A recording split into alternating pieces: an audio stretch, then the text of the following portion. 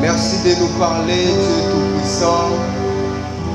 Merci de nous parler, Saint-Esprit. Mais surtout, merci, Seigneur, de fructifier encore cette semence que tu as déposée en nous et que tu veux déposer encore dans nos cœurs en cet après-midi. Nous jeunes, Seigneur, nous sommes venus parce que tu nous as appelés et nous voici encore en ces lieux pour te chercher toi. Alors que tu es ici présent en ces lieux, notre prière, Seigneur, c'est que tu nous fasses encore du bien. Merci pour ta présence. Merci pour la présence de mon frère et de ma soeur. Merci, Seigneur, de nous parler encore une fois. Au nom puissant de Jésus, nous t'avons ainsi prié et nous t'acclamons en signe d'action de grâce, en signe de reconnaissance pour ce que tu es pour nous et pour ce que tu fais dans nos vies. Amen, amen. Amen, amen. Grande est ma joie de me retrouver encore au milieu des enfants de Dieu, surtout que nous sommes jeunes. Vous savez, au milieu des jeunes, il y a beaucoup de désirs, il y a beaucoup de projets, il y a beaucoup d'ambitions. Et en ce moment même, alors que nous sommes ici, il y a plusieurs qui sont peut-être dans des réjouissances éphémères. Mais à toi tu as pris cette résolution, tu as fait ce bon choix, ce choix raisonnable de passer du temps dans la présence de Dieu. Moi, j'aime une chose, c'est que dans la présence de Dieu, peu importe ce qui peut se passer, moi, je sais seulement une chose. Quand je suis dans la présence de Dieu, peu importe le programme, je crois fermement en moi qu'en sortant de ce moment-là, je sors avec quelque chose que Dieu a ajouté à moi. Amen, amen. Voilà pourquoi j'aimerais t'inviter aussi à croire fermement dans ton cœur qu'en ce soir, Dieu va te faire du bien, il va encore te faire du bien. Et tu ne seras plus la même personne qu'avant. Sans plus tarder, je ne sais pas si je dois commencer par où. Les responsables ne sont pas là.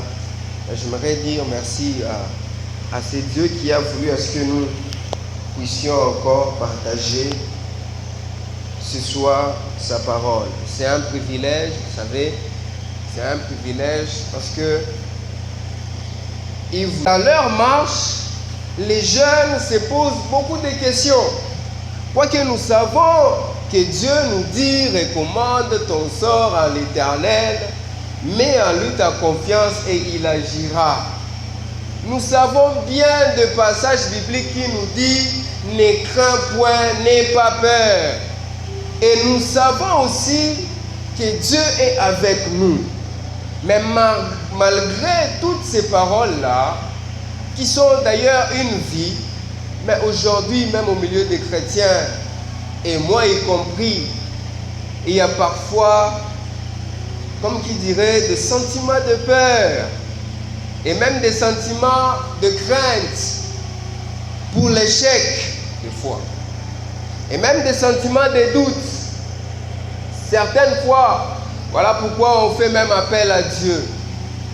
Appel à Dieu afin qu'il puisse nous donner la force.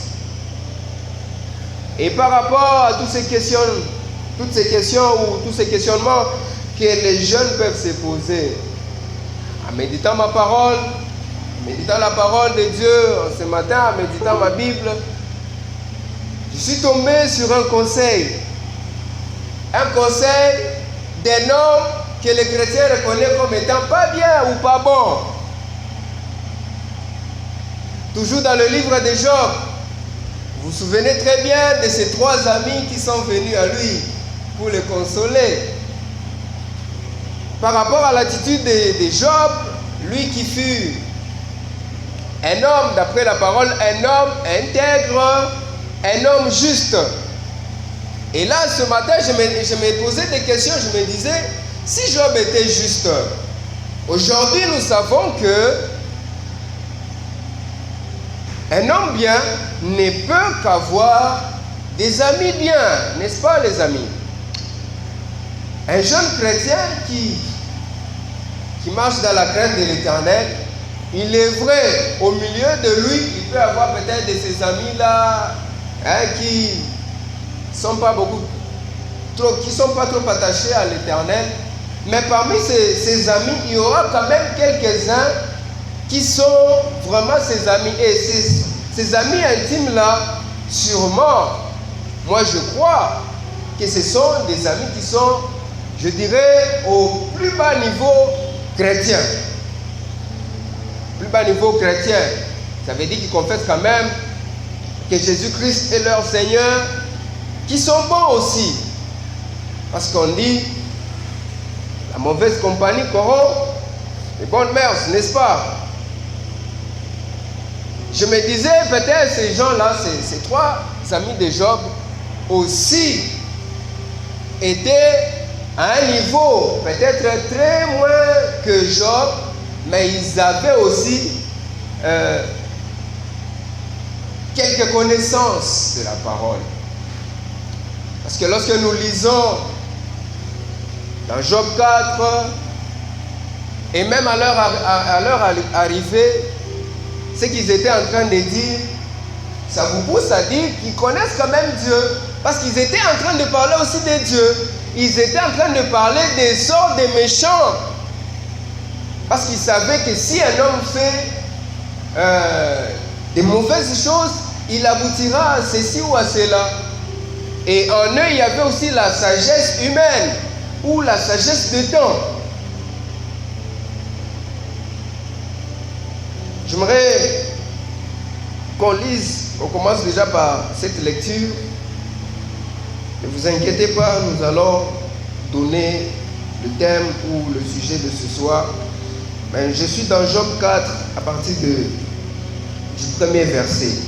C'est une longue lecture, je vais aller un peu très vite. Voilà pourquoi je vous prie, si vous pouvez déjà tenir vos Bibles, et nous allons lire ensemble.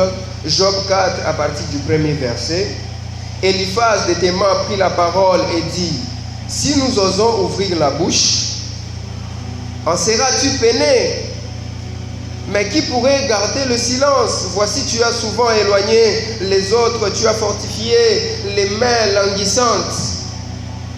Tes paroles ont relevé ceux qui chancelaient. Tu as affermi les genoux qui pliaient.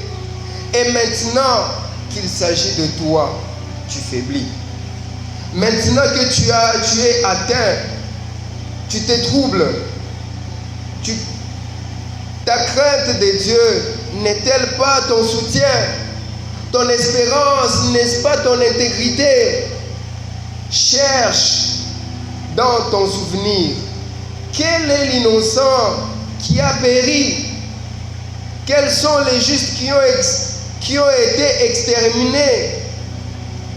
Pour moi, je l'ai vu, ceux qui labourent l'iniquité et qui sèment l'injustice amoissonnent les fruits. Ils périssent par le souffle de Dieu, ils sont consumés par le vent de sa colère.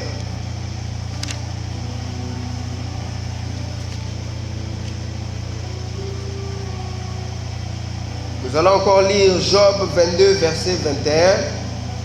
Job, le chapitre 22, à partir du verset 21.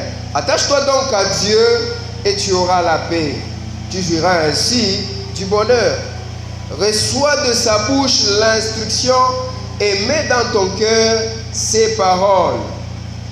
Tu seras rétabli si tu reviens au Tout-Puissant. si tu éloignes l'iniquité de ta tente. Jette l'or dans la poussière, l'or d'Ophir, parmi les cailloux des torrents, et le Tout-Puissant sera ton or, ton argent, ta richesse. Alors tu feras du Tout-Puissant tes délices, tu élèveras vers Dieu ta face, tu le prieras et il t'exaucera.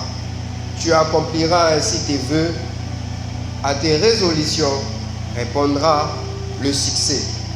Sur tes sentiers brillera la lumière. Vienne l'humiliation, tu prieras pour ton relèvement. Dieu secourt celui dont le regard est abattu. Il délivrera même le coupable qui devra son salut à la pureté. Amen, amen. Amen, amen. Alors, ce soir, avec ces deux lectures, j'étais en train de dire, il s'agit du conseil sur lequel je suis tombé ce matin, du conseil d'un homme qui n'est pas classé parmi les serviteurs de Dieu, d'un homme qui n'est pas classé parmi les hommes qui ont fait des grandes œuvres dans la Bible ou dans l'histoire de la marche avec Dieu. Ici, il s'agit d'un homme que nous traitons comme étant un méchant, parce qu'il est venu traumatiser Job. Il est venu critiquer Job. Il est venu, comme qui dirait, mettre Job mal à l'aise. Mais ce que j'aime chez lui, c'est que quand même c'est un bon ami d'un côté. Pourquoi? Parce que quand il a su que Job était atteint d'un malheur, ils se sont dit, allons consoler notre ami. Et cette consolation, si vous lisez bien la parole de Dieu, au début du livre de Job, la parole de Dieu dit, ils se sont tenus là-bas avec Job sans rien dire pendant 6 jours et 6 nuits. Si c'est 7 jours et 7 nuits comme ça, ça veut dire une semaine à côté de leur ami, regardant combien leur ami souffrait. Et pendant tout ce temps-là, ils ne savaient même pas quoi dire. Parce que Job avait très mal. Vous savez, parfois, il y a des souffrances auxquelles, quand un ami est en train de parcourir cette difficulté ou cette souffrance, les mots n'arrivent même pas à consoler. Vous vous rendez compte que même si la Bible, la Bible, pendant un moment, tu te dis, là, ça va seulement passer. Parce que c'est trop dur. C'est trop dur. Et aujourd'hui, même au milieu des jeunes, il nous arrive parfois, ou quand on est en chambre, on réfléchit à l'avenir, on voit des choses. Il y a des choses peut-être qui paraissent comme des Goliaths au devant de nous, parce que nous ne savons pas comment trouver la solution, quoique nous en avons besoin, mais nos mains humaines n'arrivent pas à accueillir la solution à cela. Et vu où, par rapport à ce conseil de l'homme qu'on appelle Eliphaz,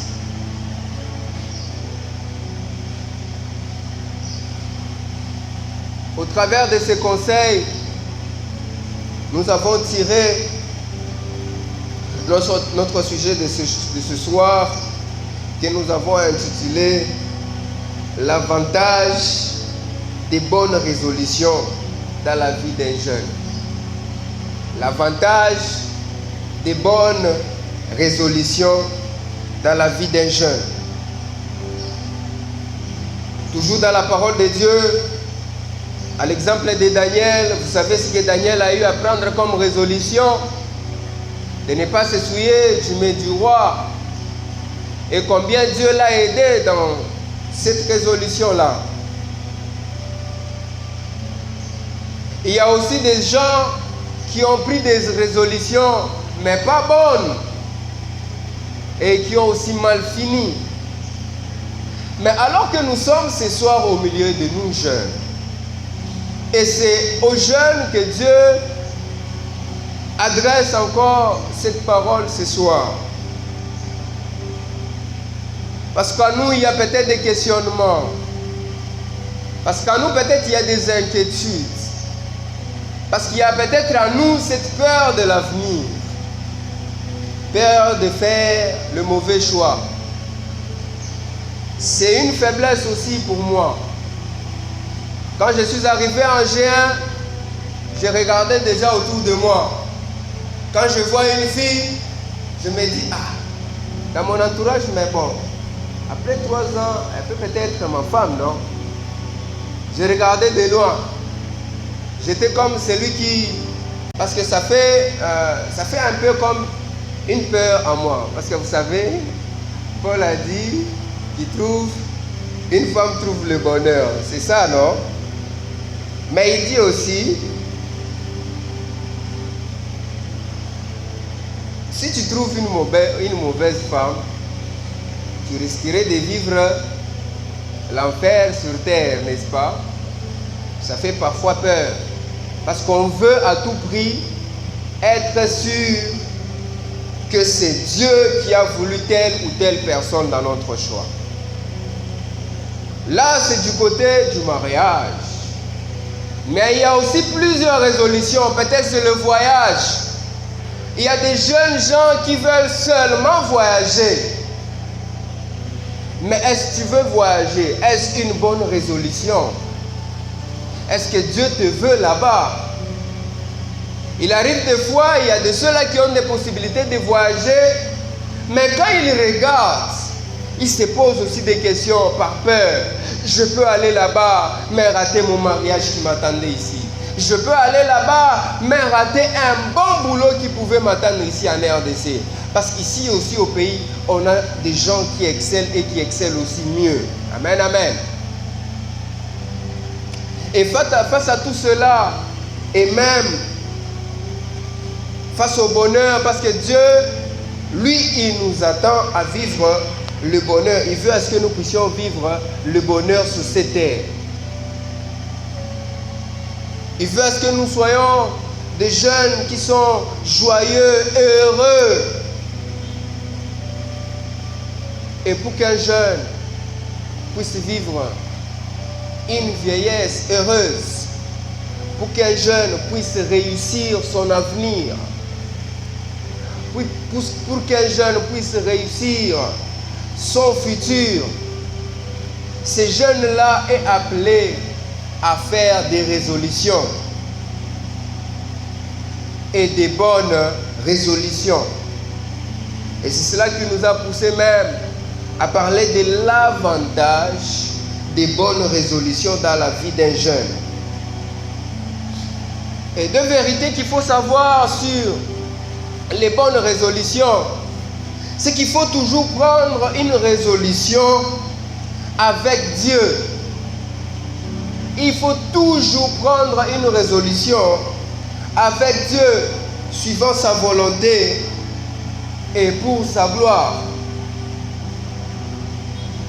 Dans Ésaïe 30, au premier verset, il dit « Malheur, dit l'Éternel, aux enfants rebelles qui prennent des résolutions sans moi et qui font des alliances sans ma volonté pour accumuler péché sur péché. » Et prendre une résolution avec Dieu, c'est cela même qui caractérise si la résolution est bonne ou mauvaise. Lorsque la résolution est prise suivant la volonté de Dieu et pour la gloire de Dieu, et c'est là même le caractéristique, ou c'est cela même qui caractérise la bonne résolution, une bonne résolution.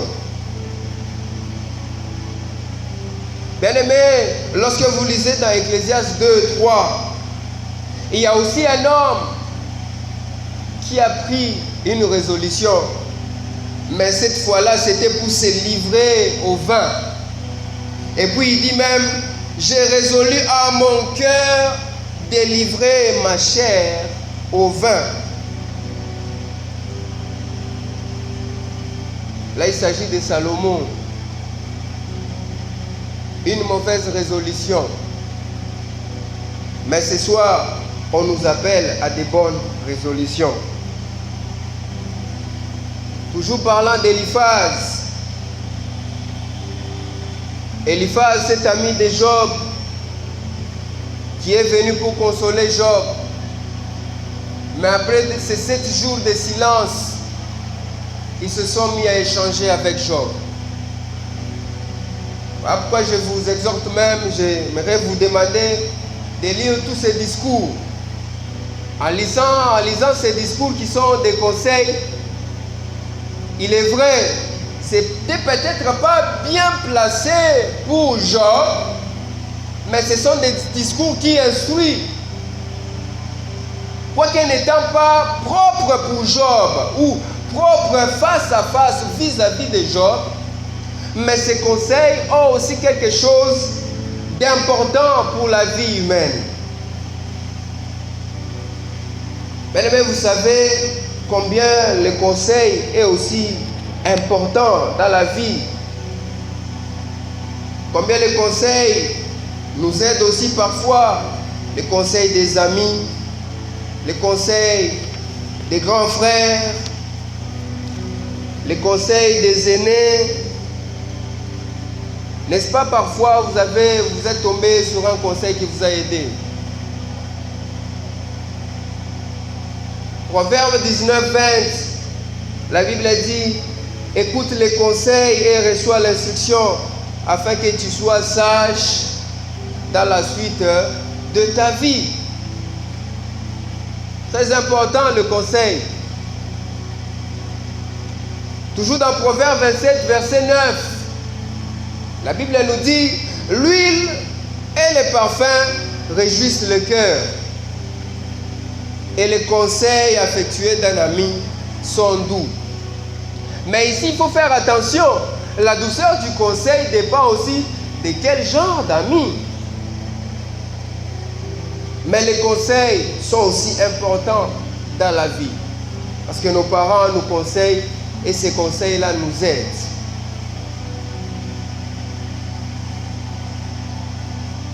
Nous revenons encore à ce passage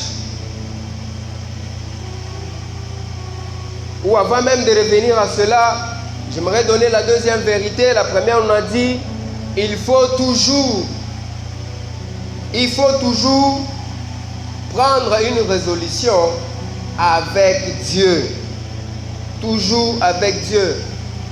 Et c'est cela même qui caractérise si cette résolution est bonne ou pas. Et la deuxième vérité, c'est que il faut se fortifier dans nos résolutions afin qu'elles réussissent. Je prends l'image de Néhémie. Néhémie qui était très loin de sa patrie, alors en apprenant que les murs devraient être bâtis, il a pris cette résolution de rentrer chez lui dans sa patrie pour construire ces murs. Et dans Néhémie 2,18, je prends juste cette partie de Néhémie 2,18 pour ne pas faire trop de lecture et puis aller très vite. Parce que le temps avance encore aussi très vite. Néhémie 2,18. Et je leur racontais concernant la bonne main de mon Dieu avait été sur moi. Et quelles paroles le roi m'avait adressées? Ils dirent, lèvons-nous et bâtissons. Une résolution que le peuple avait prise. Mais ce que j'aime ici, c'est que la Bible dit, ils se fortifièrent dans cette bonne résolution. Lorsqu'on prend une résolution, c'est bien. Surtout quand elle est bonne. Mais ici, ce qui est encore plus important, c'est que il faut toujours se fortifier dans cette résolution. Parce que parfois, le doute peut venir. Parfois, la peur peut peut-être arriver et on abandonne la résolution qu'on a eu à faire. Pourquoi je dis ça? Parce que, excusez-moi de revenir beaucoup plus au choix des conjoints et tout. Parce qu'il y a de ceux-là, on connaît beaucoup de gens, je connais beaucoup d'aînés, lorsqu'ils commencent une relation, en échangeant avec eux, ils vous disent, c'était la volonté de Dieu, Dieu m'a convaincu. Mais après un temps, vous vous rendez compte qu'il n'y a plus rien.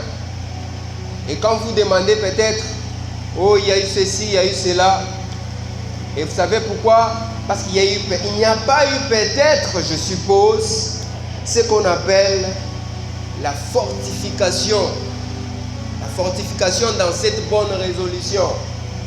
Parce que si cela venait de Dieu ou cela vient de Dieu, tu vas te dire en toi-même, je sais, je fais confiance en Dieu. Lui qui m'a donné de faire peut-être la médecine. Je fais confiance en ce Dieu.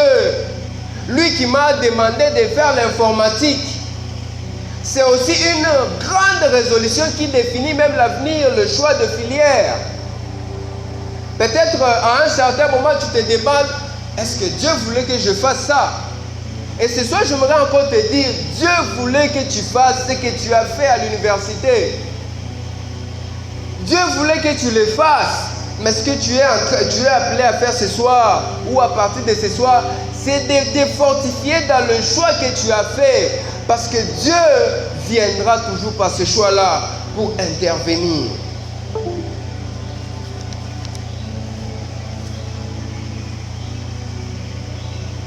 Job, chapitre 22. Là où nous avons tiré le conseil ou notre sujet de ce soir. Job chapitre 22.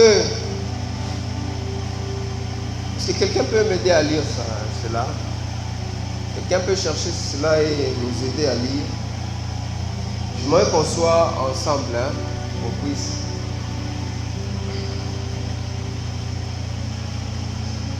Je ne sais pas monologuer en tout cas.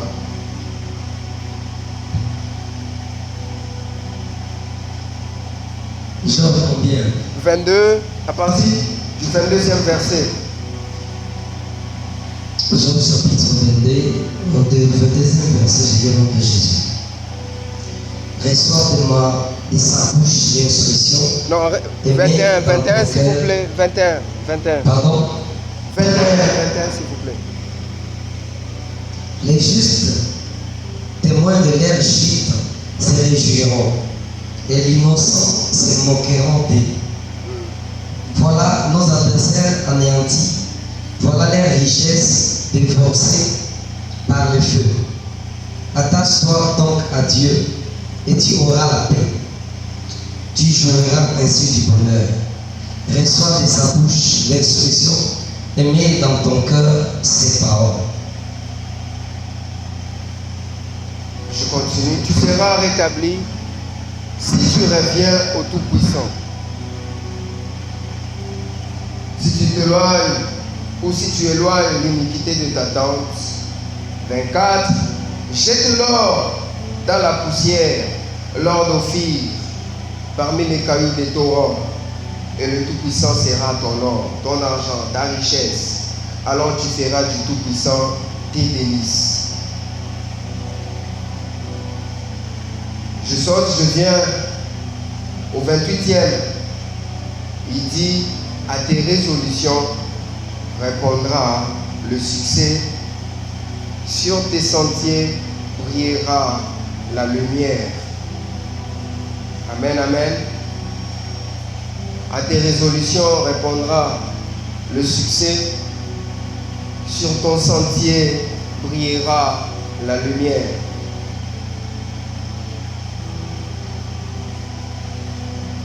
C'est sur ces quelques passages que nous avons eu à tirer 3 points que nous avons encore voulu partager ce soir, en dehors de ces 2 vérités.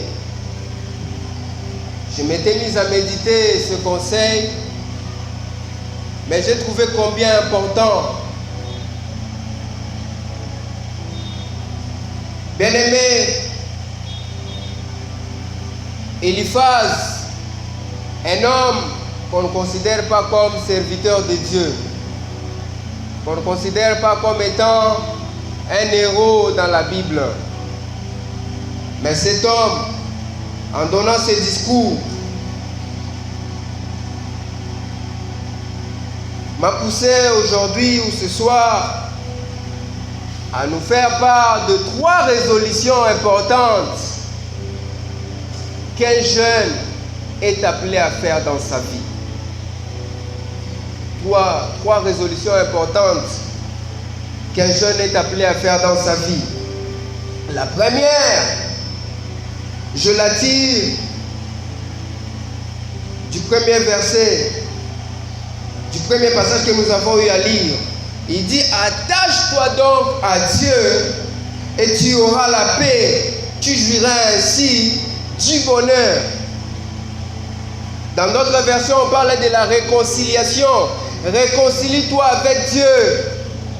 Tout ira mieux. Donc tout dans ta vie ira mieux. C'est ainsi que le bonheur te sera rendu. La première des choses, ou la première résolution qu'un jeune, la première bonne résolution qu'un jeune est appelé à faire, c'est l'attachement à Dieu. Peut-être tu es attaché à Dieu, mais à un moment, lorsque tu regardes dans ta vie, il y a eu, comme qui dirait, un petit éloignement. Tu t'es éloigné de Dieu. Et par rapport à l'éloignement, ici la Bible nous parle de la réconciliation. Réconcilie-toi donc avec Dieu et tout ira mieux. Il est vrai, Job ne s'était pas éloigné de Dieu. Voilà pourquoi dans mon introduction j'ai dit, peut-être que ce conseil-là était mal placé vis-à-vis de Job, parce que ça ne concernait pas Job. Mais ça a quand même son lieu d'être, ou sa raison d'être. La réconciliation, une résolution importante qu'un jeune est appelé à faire pour que tout aille mieux dans sa vie. La Bible dit: c'est ainsi que le bonheur te sera rendu.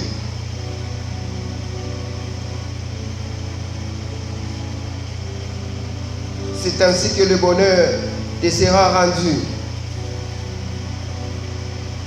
Et deuxièmement,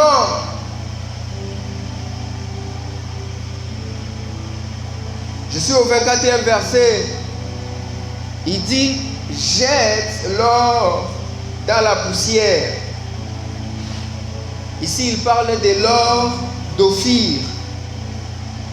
Donc, jette l'or d'Ophir dans la poussière et jette cela parmi les cailloux des torrents, et le Tout-Puissant sera ton or, ton argent et ta richesse. Alors tu feras du Tout-Puissant tes délices. J'aime la version Saint-Mère qui dit: alors tu te plairas auprès de Dieu, ou tu te plairas auprès du Dieu Tout-Puissant. Tu élèveras vers Dieu ta face.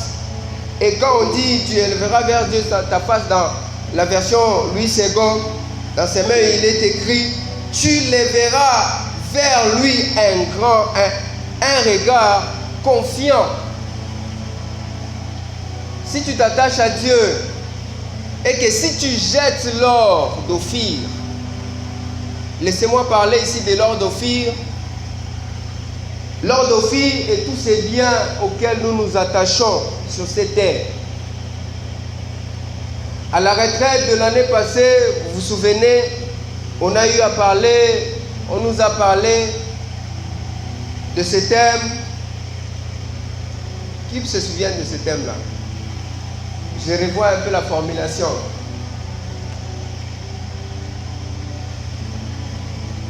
Qui se souvient? Fais de l'Éternel tes délices et il te donnera ce que ton cœur désire. Mais le thème c'était faire de l'Éternel mon délice ou mes délices, ma consolation éternelle. Il est important de faire de l'Éternel notre délice dans la vie. Ici, c'est le conseil d'un homme, mais un conseil très puissant, bien-aimé, un conseil très fort. Il dit à Job, tu feras du Tout-Puissant tes délices. Tu élèveras vers Dieu ta face. Mais avant de faire de l'Éternel tes délices, ce qui m'a beaucoup plus intéressé ici, c'est là où il ordonne, où il conseille à Job de jeter l'or d'Ophir dans la poussière et de faire de Dieu, de faire de l'Éternel son or. De jeter tout ce qui est comme convoitise, tout ce qui pouvait être comme étant des acquis sur cette terre. Il est bien bon que ces choses-là nous aient avantageux. Il s'agit de l'or, il s'agit de l'argent. Mais cet homme conseille à Job de jeter cela. Jeter ne veut pas dire abandonne toutes ces choses, n'utilise plus ça. Mais jeter cela, ça veut dire ne prends pas cela comme étant ton appui. Parce que Job avait de très grands biens. Et sur ces choses-là qu'il était en train de pleurer. C'était sur ces choses, sur ces biens. Lorsque nous regardons la difficulté de Job, n'est-ce pas, ça tournait qu'autour des biens passagers. Parmi toutes ces difficultés-là, quelle est cette difficulté qui fait partie du lot de ce qui est éternel? Rien. Parmi tout ce que Job avait perdu, tout était passager. Voilà pourquoi son ami les appelle comme étant l'or d'Ophir. Et il demande à Job de jeter cela dans la poussière. L'or d'Ophir, ces choses auxquelles nous nous attachons, c'est bien l'argent. Voilà pourquoi cet homme pouvait même dire à Job, alors Dieu sera ton or, Dieu sera ton argent, Dieu sera ta richesse. Parce que Job était en train de pleurer. Là, sa peau ne tombait même pas encore. Parce que c'était au début de sa peine. Il était en train de pleurer les biens matériels.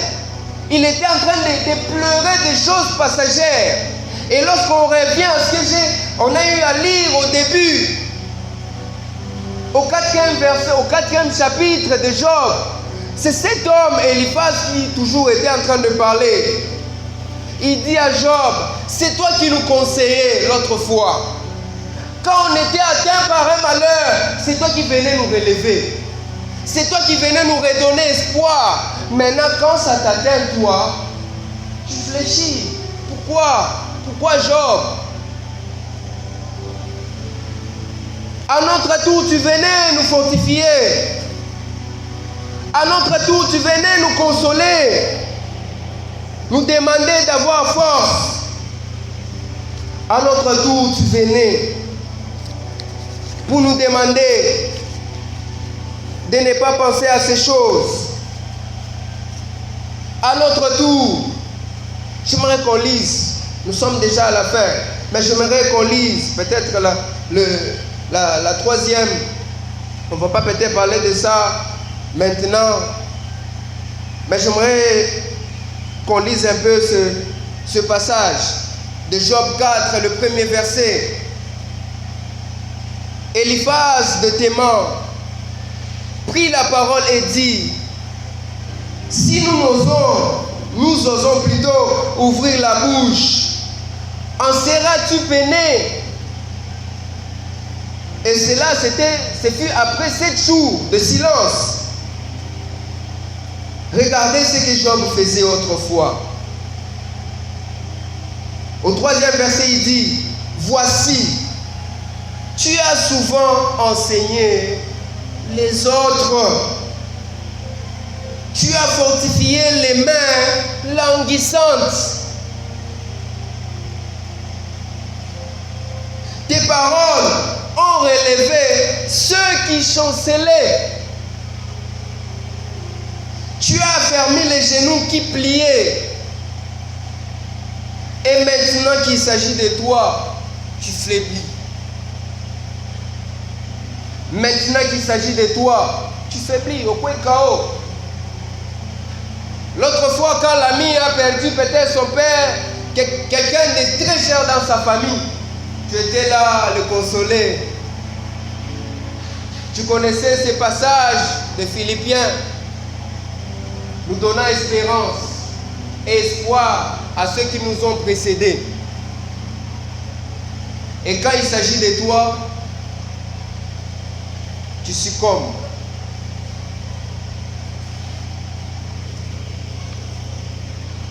Voilà pourquoi en ce soir,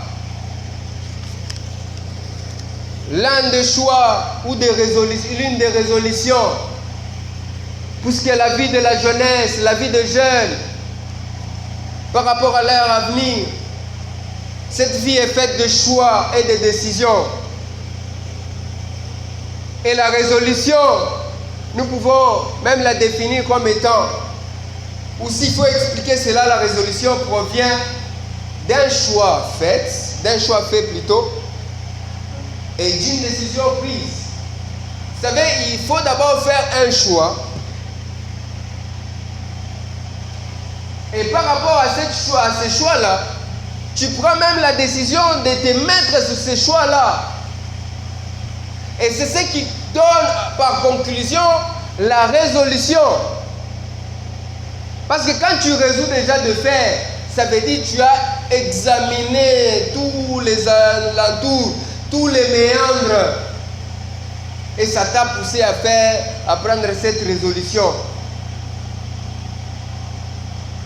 Ça veut dire après avoir fait un choix, après avoir pris une décision, ça conclut une résolution. Bien aimé, cet homme Job, succombant, alors que cet homme était en train de fortifier les autres. Ici, je nous ai dit, peut-être ces conseils étaient mal placés, mais ce soir, ça nous intéresse, nous, jeunes, qui sont là ce soir. Il est important, bien-aimé, de jeter l'ordre au fir. Il est important, bien-aimé, de ne pas se baser sur le bien matériel. Et ce sont ces biens matériels qui ont fait à ce que Job soit malheureux. Ce sont ces biens matériels ou l'attachement de Job à ces biens-là qui ont fait à ce que Job puisse se sentir très mal. Et ce que j'aime, c'est chez cet homme, Eliphaz, ce qu'il a touché un point très important. Un point que plusieurs n'ont pas eu à découvrir dans la vie de Job. Lui qui fortifiait les autres autrefois. Lui qui était là pour relever les autres. Quand ça lui est arrivé, il a succombé. Bien-aimé, il est important pour nous jeunes de prendre cette résolution, de renoncer à soi-même. Bien-aimé, ici, il s'agit de la consécration. Ici, il s'agit de faire de l'Éternel tes délices. Ici, il s'agit de faire de l'Éternel ton bien suprême. Parce que lorsque l'Éternel est ton bien suprême, lorsque l'Éternel est ton or, même quand tu perdras quelque chose de valeur, ton cœur te dira, j'ai Dieu, il peut me donner encore cette chose. Dernièrement, je vous ai fait part des choses que j'avais perdues d'un seul coup. D'un seul coup, j'ai eu à perdre ma machine à moi, la machine d'une cousine, ma tablette à moi, et même beaucoup de choses, beaucoup de documents du travail, en un seul jour. En plus, quel jour? Un dimanche. Pendant quel moment j'étais en train de venir à l'église? J'étais en train de venir à l'église. Le voleur a juste ouvert la portière de la voiture. Il a sorti mon sac. En fait, jusqu'à présent, je n'ai jamais compris comment les choses s'étaient passées. Et il est parti.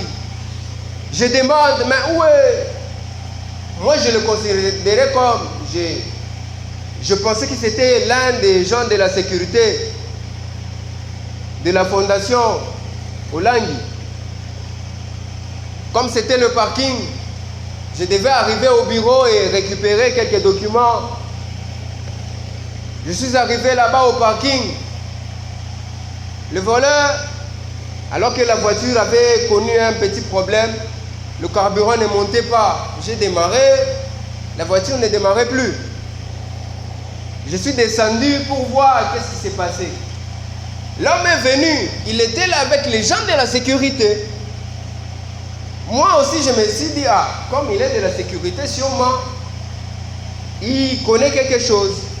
Il m'a même aidé. Il m'a aidé, il était venu comme étant une personne de bien. Il est venu m'aider. Mais en m'aidant, c'est cette personne-là qui s'est éclipsée avec mon sac contenant toutes ces choses-là. Bien-aimés, il est important pour nous de considérer Dieu comme étant notre or. Il est important de considérer Dieu comme notre richesse. Il est important de considérer Dieu comme notre bien suprême.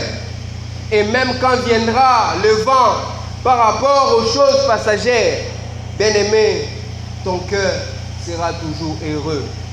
Voilà là même le secret du succès. Voilà même là le secret du bonheur. Si tu veux vivre heureux dans la vie, si tu veux vivre le succès, il y a des résolutions à prendre. Voilà pourquoi par conclusion, cet homme a dit, à tes résolutions répondra le succès. À tes résolutions répondra le succès. Lesquelles résolutions? Nous avons vu l'attachement. Il a conseillé à Job de s'attacher à Dieu pour qu'il jouisse du bonheur, pour qu'il vive dans la paix. Il a conseillé à Job de jeter l'or d'Ophir et de faire de l'Éternel son or. Amen, amen. De faire de l'Éternel son or. Et pour chuter, il a conseillé à Job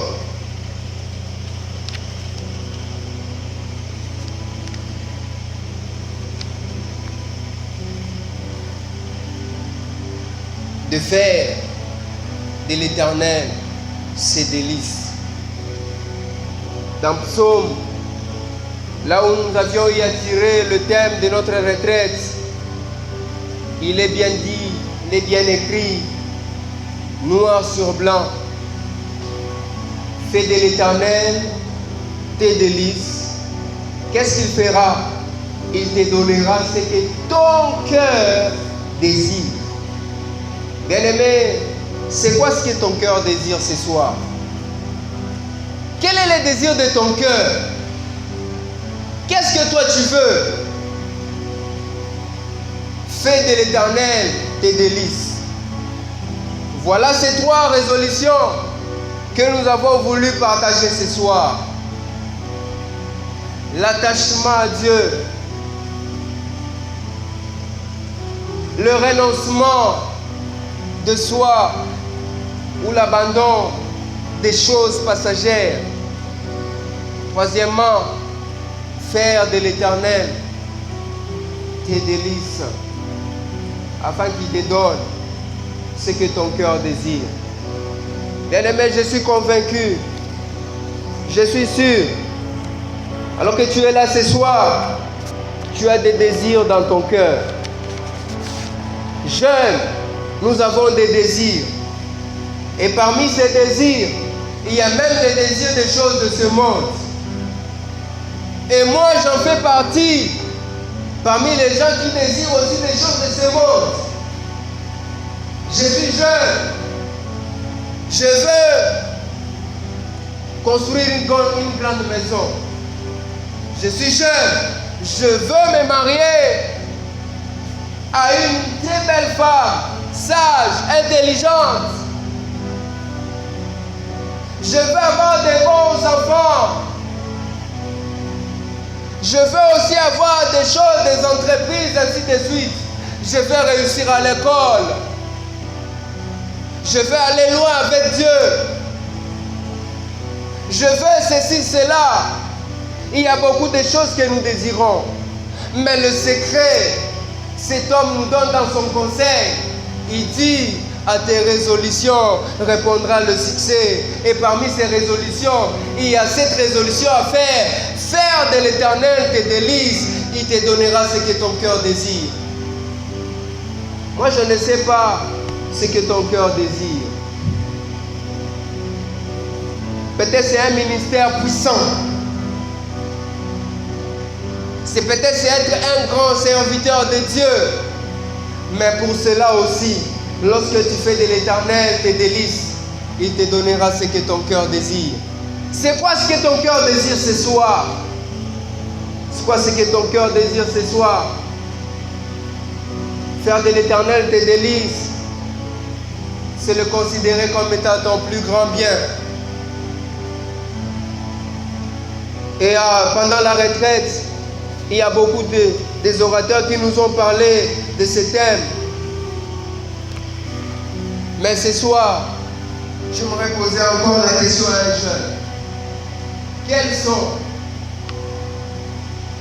ces désirs que ton cœur est en train de faire tourner en toi? Quels sont ces désirs qui montent en toi? Quels sont ces besoins, quoique passagers, mais importants pour ta vie, que tu es en train de chercher? À un moment, même le diplôme à l'université devient un désir. Réussir à avoir une entreprise devient un désir. Mais la Bible, la parole de Dieu nous dit, nous donne une solution, la clé du succès, le secret du succès. C'est lorsque tu fais de l'Éternel tes délices, il te donne ce que ton cœur désire. Et la prière de ce soir, je ne sais pas comment est ta relation avec Dieu. Peut-être tu es ces jeunes qui fortifient les autres. Peut-être tu es ces jeunes forts. Lorsque tu vois l'autre dans la difficulté, tu es prêt à le relever. Tu es prêt à le conseiller parce que tu en as la capacité. Est-ce que toi, quand ça t'arrive, succombes-tu ou tu es ces jeunes qui restent debout? Voilà pourquoi alors que nous nous levons, tu vas prier. Je ne sais pas comment le Seigneur va te conduire. Demandez au Seigneur que tu sois ces jeunes qui ne succombent pas. Peu importe le problème, peu importe les difficultés, je lève, je marche toujours tête haute. Et la deuxième requête que nous allons faire, c'est de demander à Dieu de nous aider. Parce que c'est lui qui met à nous le vouloir et le faire. De nous aider sur cette marche, de faire de lui nos délices. Après, j'aimerais inviter pendant un court moment la sœur Gandhi à nous conduire dans un court moment de prière. J'aimerais que là où tu es, que tu te mettes à prier. Par rapport à ce message de ce soir, par rapport à ce que Dieu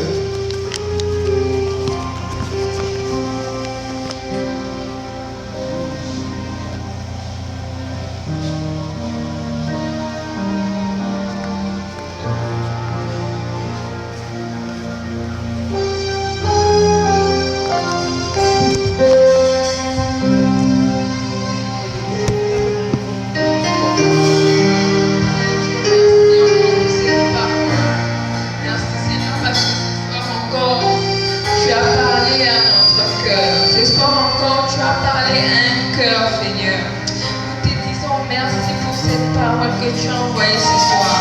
Cette parole qui nous pousse à nous remettre en question. Nous te disons merci pour cette parole. Éternel Dieu, aide-nous, Seigneur, à nous attacher plus à toi qui donnes, au lieu de nous attacher à ce que tu nous donnes. Au lieu de nous attacher, Seigneur, à tout ce que toi tu nous donnes, nous voulons, Seigneur, ce soir encore, nous attacher à toi les donateurs. À toi les donateurs, Seigneur, aide-nous. Nous ne savons pas comment t'aimer. Nous ne savons pas comment t'honorer. Alors aide-nous, Seigneur. Aide-nous à t'aimer encore plus. Aide-nous à t'aimer au-delà, Seigneur, de nos attentes. Au-delà, Seigneur, de ce que nous pouvons imaginer, de ce que l'amour pour toi, éternel Dieu. Nous te le demandons de tout notre cœur. Seigneur, ce soir, nous prenons cet engagement de te suivre même lorsque nous n'avons rien, de te suivre même lorsque nous ne possédons rien, de te suivre même lorsque nous ne voyons encore rien, éternel Dieu. Parce qu'au-delà de ce que tu nous donnes, il y a ce que tu es. Au-delà de ce que tu nous donnes, Yahweh, il y a ce que tu es pour nous, Seigneur.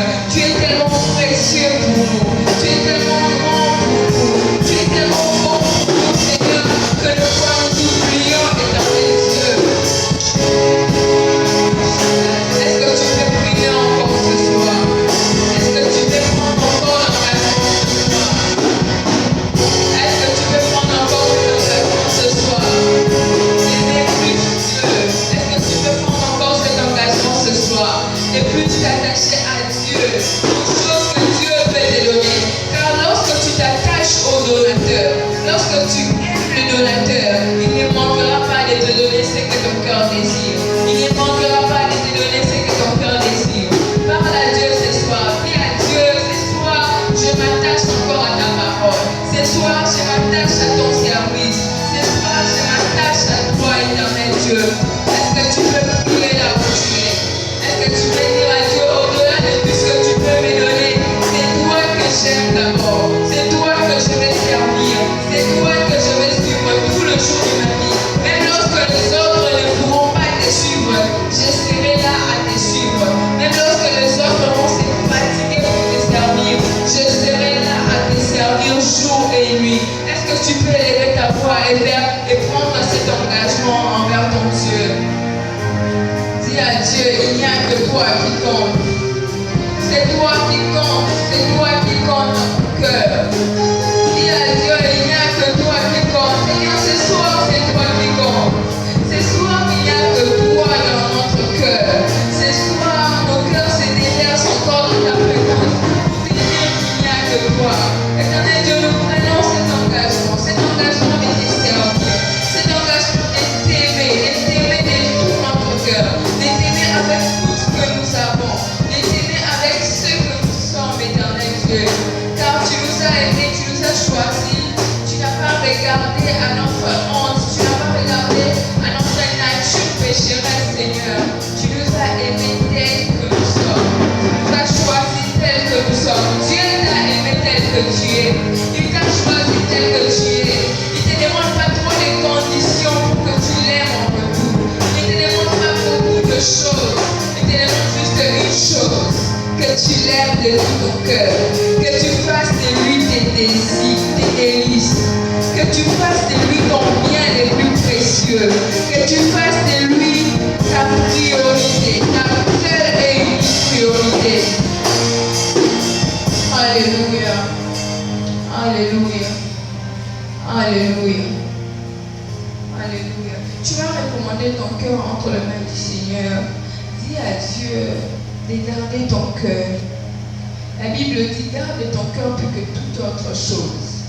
Ce soir, tu vas dire à Dieu, Seigneur, je veux que tu gardes mon cœur entre tes mains. Car entre les mains du Seigneur, c'est là que se trouve la sécurité pour ton cœur.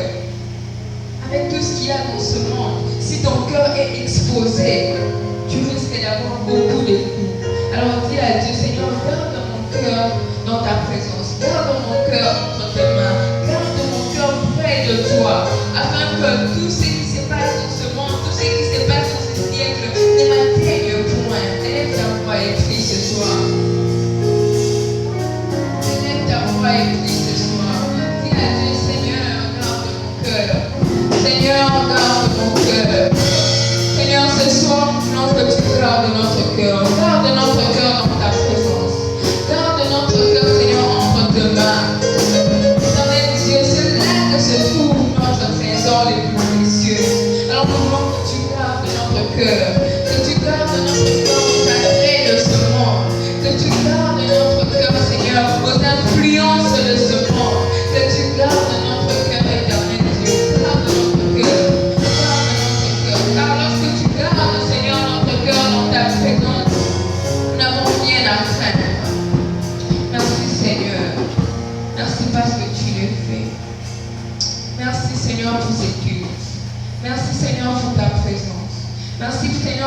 tu as commencé un travail dans le cœur d'une personne ce soir.